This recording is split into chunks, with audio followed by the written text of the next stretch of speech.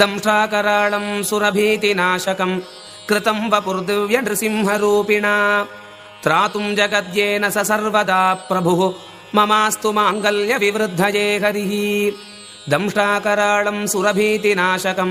कृतं वपुर्दिव्य नृसिंहरूपिणा त्रातुं जगद्येन स सर्वदा प्रभुः ममास्तु माङ्गल्यविवृद्धये हरिः दैत्येन्द्रवक्षस्थलदारदारुणैः करोरुगैर्यक्रकचानुकारिभिः चिच्छेदलोकस्य भजानि सोच्युतः ममास्तु माङ्गल्यविवृद्धये हरिः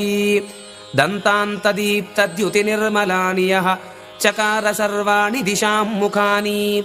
निनादवित्रासितदानवो ह्यसौ ममास्तु माङ्गल्यविवृद्धये हरिः यन्नाम संकीर्तनतो महाभयात् विमोक्षमाप्नोति न संशयं नरः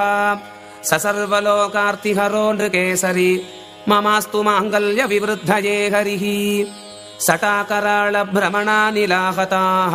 स्फुटन्ति यस्याम्बुधराः समन्ततः स दिव्यसिंहस्फुरितानलेक्षणः ममास्तु माङ्गल्यविवृद्धये हरिः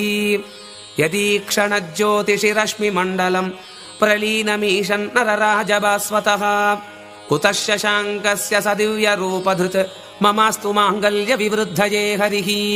अशेषदेवेश नरेश्वरेश्वरैः सदा स्तुतं यच्चरितं महाद्भुतं स सर्वलोकार्तिहरो महाहरिः ममास्तु माङ्गल्यविवृद्धये हरिः द्रवन्ति दैत्याः प्रणमन्ति देवताः नश्यन्ति रक्षांस्य पयान्ति चारयः यत्कीर्तनात् सोद्भुतरूपकेसरी ममास्तु माङ्गल्यविवृद्धये हरिः द्रवन्ति दैत्याः प्रणमन्ति देवताः नश्यन्ति रक्षांस्य पयान्ति चारयः यत्कीर्तनात् सोद्भुतरूपकेसरी ममास्तु माङ्गल्यविवृद्धये हरिः।